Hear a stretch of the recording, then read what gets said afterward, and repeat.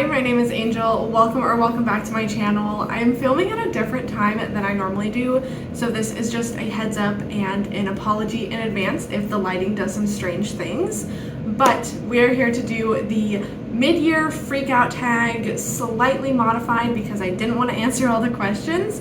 And then I'm also going to go over my reading stats for the second quarter of the year, and then also just do like a mid-year check-in and like the stats for year to date. So let's just go ahead and get into it. We're gonna start off with the tag. So question number one is the best book that you've read so far this year. I have had 14 5-stars this year, so I think all of those can qualify. I just wanna run through those real quick.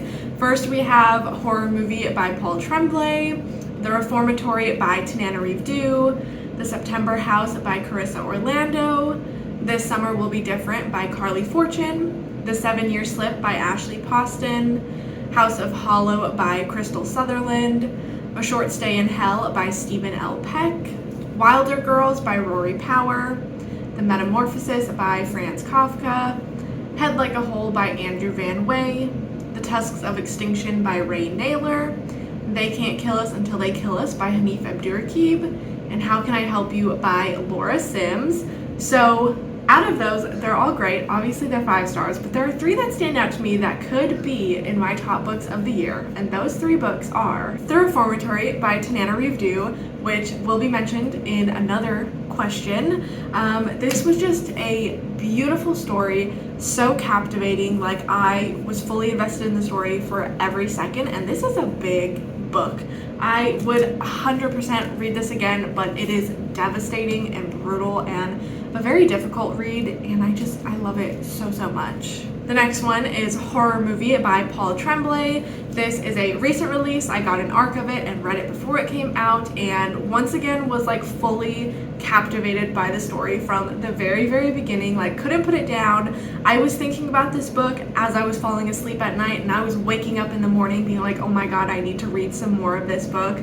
Like, this, it was just one of those books for me where, like, if I could just take the day off of work and sit at home and read this whole book, I totally would have done that. And I'm so excited that it's out and more people can pick it up, and I'm really excited to see how everybody feels about this one. And the other standout for me is Head Like a Hole by Andrew Van Wey. This is my first book by this author, and I read this for my cosmic horror reading vlog, and I really enjoyed it. I think the horror and the descriptions of some of the gore and the body horror that took place in this book was absolutely fantastic. The story was so perfectly crafted, and I'm really excited. I can't wait to read more from this author. If you were paying close attention, you would know that I only mentioned 13 books there when I said I had 14 5-stars, and that's because the last 5-star is the answer to the second question, which is the best sequel that you've read so far this year. And that book is Moon of the Turning Leaves by Wabgijig Rice. This is the sequel to Moon of the Crusted Snow, and this is one of those sequels where it actually is a really good follow-up to the book, and I think adds to the story, introduces new characters, we spend time with familiar characters, and it's just a beautiful story. I love this author's writing so much, so this one, no question about it, is the best sequel that I've read so far this year. The next question is, what is a new release that you want to read but haven't yet gotten to? And for me, I tried to find books that I owned because there's a lot of them that I still haven't read yet. First up, Annie Bot by Sierra Greer. I've put this on a couple of monthly TBRs and have never gotten to it, but I swear, I promise you, July, I will read it. I might regret saying that. You guys can call me out if it doesn't happen. The other one I have is The Garden by Claire Beams. I think this one just came out in April or May. It is pretty recent, and I had never heard of it until I ordered it through Aardvark. So I'm really excited. It sounds interesting. It's like a horror about mothers, perhaps motherhood. To be honest, I don't quite remember, but it sounds right up my alley. Then I also have Kill for Me, Kill for You by Steve Kavanaugh. I first heard of this book in Kat Chat's reading vlog. She read some thrillers, I think, and this was one of them. It sounded really interesting to me, and I still have not read it yet. And then also, this is a more recent release, so I will kind of give myself a little bit of leeway that I haven't read it yet. This is Middle of the Night by Riley Sager, which I actually just won a Goodreads giveaway for a Kindle copy of this book. So really excited to get to that one. Moving on to question number 4. This is, what is your most anticipated book for the second half of the year? I just uploaded a video recently of a bunch of new releases that are coming out at the end of this year and the beginning of next year, and I stated in that video that my most anticipated is The Bog Wife. I can't remember who the author is off of the top of my head, but it sounds fantastic. There's like ritual sacrifice, there is bargains with nature, and like weird nature conjuring up weird things, and it just sounds absolutely fascinating and like something I would really love. Now it's time to take a little bit of a break from the positive questions, because now we have, what is your biggest disappointment for the year? I put down 5 books as an answer to this question. I have a lot more that were lowly rated for me, but these are the 5 that stand out in my head because I went into them with such high expectations. The first one is The House That Horror Built, which was my first 1-star book of the year. I'm really sad. This is by Christina Henry, who I have enjoyed in the past, so I was really looking forward to this one, but it just severely let me down. I read this in a reading blog. I think it was where I read new releases. If you guys want to see my full thoughts, there is a spoiler section in there as well if you want to know exactly why I disliked this book. My next biggest disappointment was The Mountain in the Sea by Ray Naylor. If you guys notice, I had a 5-star from this same author at the beginning of the year, which was my first book by him. So I was really excited to pick this one up because it was an older work of his. I've heard really good things, and it sounds really fascinating. It's supposed to be about these like intelligent octopuses that are trying to take over the world, possibly. And it sounded really interesting, but I feel like, you know, I had a lot of complaints about this book, but the one thing is that the octopuses weren't in it enough. However, I do see a lot of people really loving this one, and I'm very happy if this is a book that works for you. Definitely don't let like my opinion on anything keep you from reading something that sounds interesting to you. I think you are the best judge for what you enjoy, so I don't want to turn anybody off from something that they have high hopes for. My next biggest disappointment was an ARC that I received earlier this year. I can't remember the author off of the top of my head, but the book is Supplication. It sounded really interesting. It sounded like it was going to be this literary horror that was kind of hallucinatory and very just, you know, has you questioning things. It sounded really interesting and kind of a vague synopsis, but I was totally down for it. Like, I love me a good fever dream horror type of book. This one started off strong. I was really into it. I really liked the writing at first, but then the more that I kept reading, I realized that I didn't actually like it, and the story was just very confusing, which like I said, I guess I kind of knew that it was going to be that way before going into it, but it was just worse than I expected. It didn't work for me. Sometimes like that type of horror works for me, and this one was one of those cases where it just didn't work.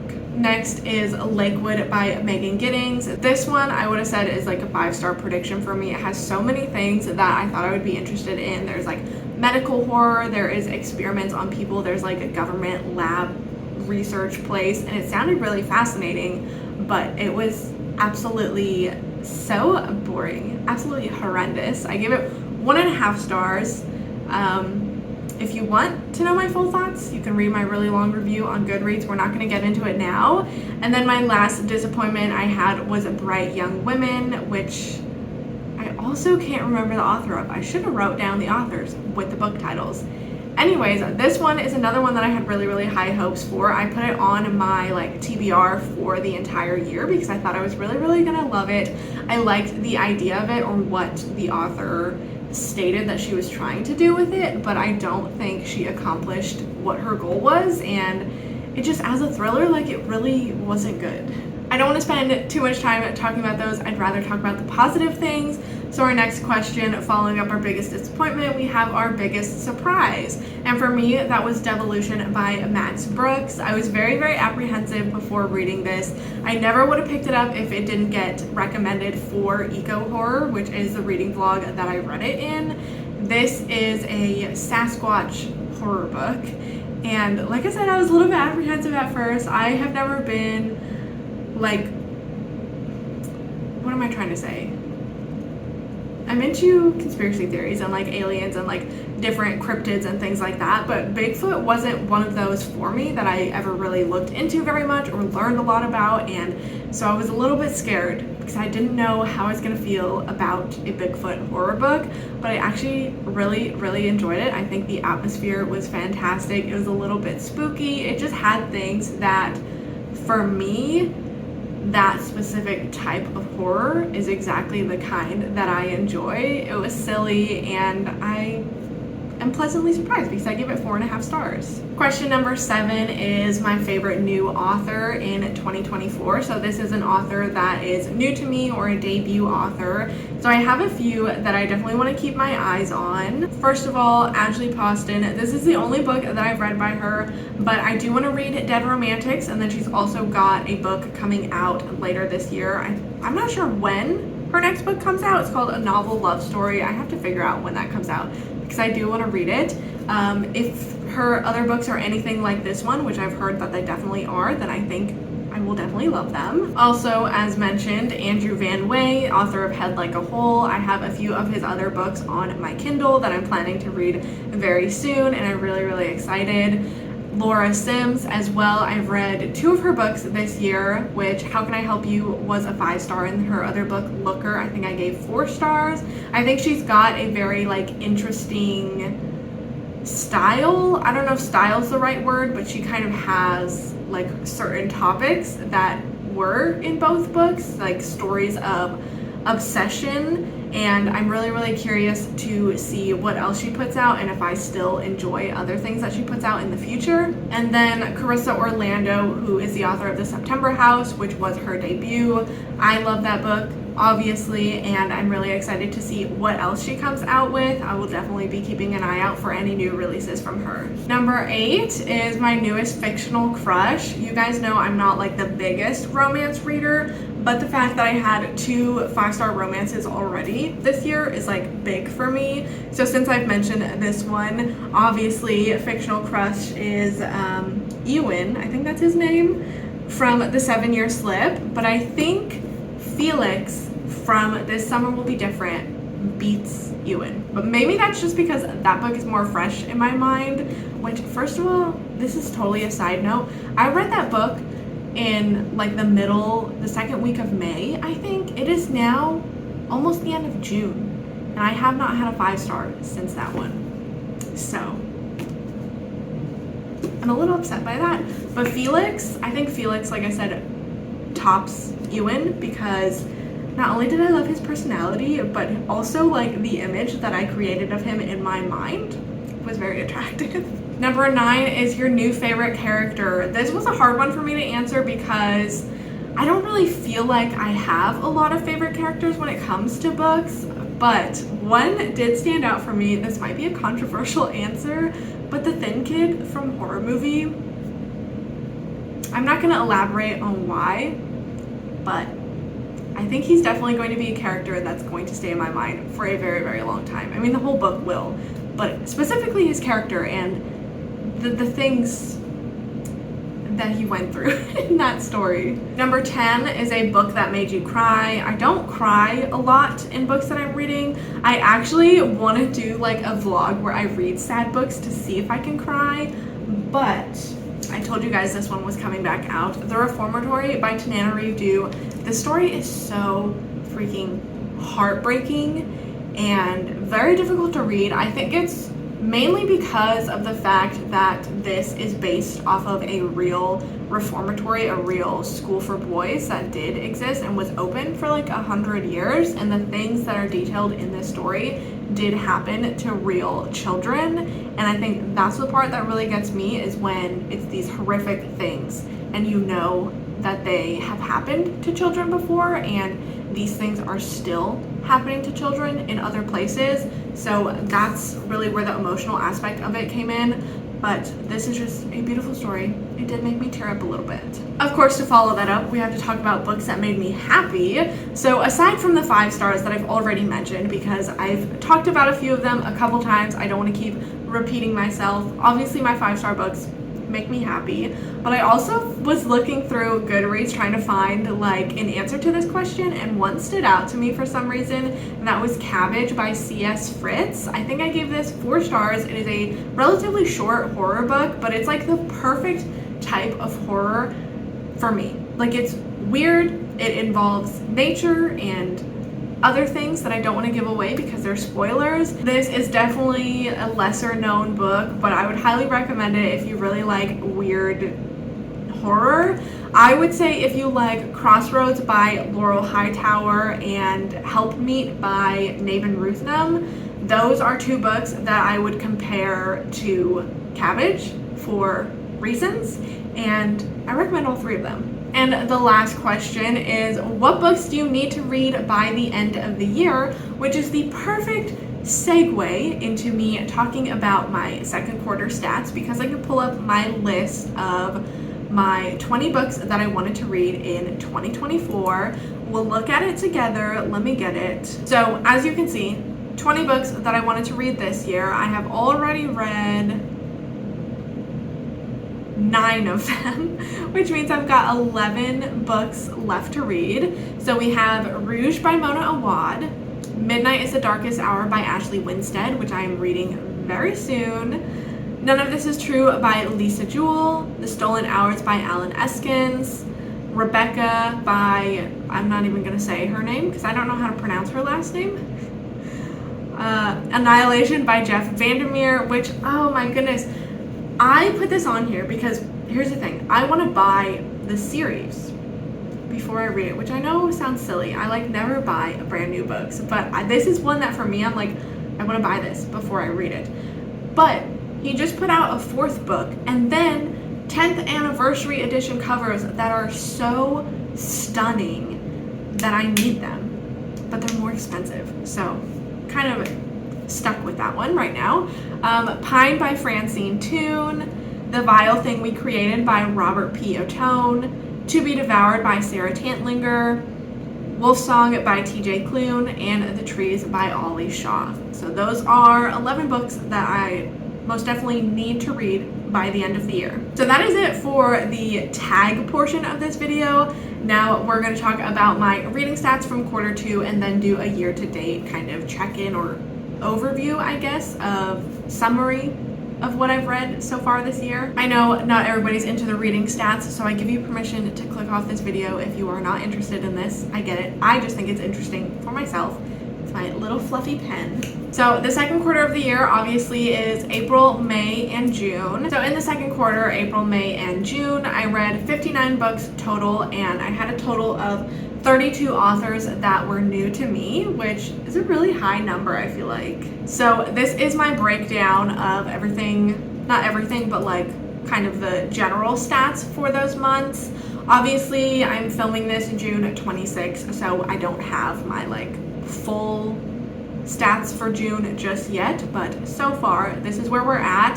April, I read 25 books, which equaled to 7,915 pages and 47 hours and 20 minutes listened to on audio, which is crazy.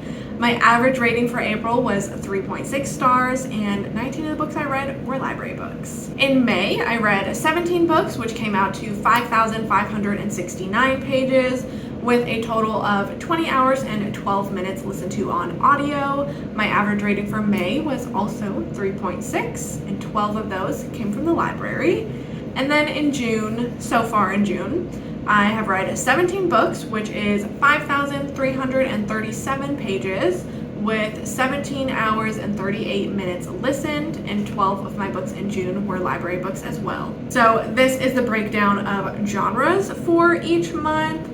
So obviously my top genre, not only for the second quarter, but for the whole year, is horror. In the second quarter of the year, I read 22 horror books, 14 thriller books, and 6 sci-fi books. Those are my top 3 genres. So looking at the breakdown of ratings for the second quarter, I had 5 5-star books, 22 books that were 4 or 4.5 stars, also 22 books that were 3 or 3.5 stars, 6 books that were 2 or 2.5 stars, and 2 books that were 1 or 1.5. and then I had 2 books in the second quarter that I did not rate. So that pretty much sums up my second quarter of reading. To look at the year as a total, I have read 125 books so far out of my goal of 200, which I just recently upped because my goal was 180, but I know I'm gonna hit that, and I know that I'll most likely hit 200, so I upped my goal to 200.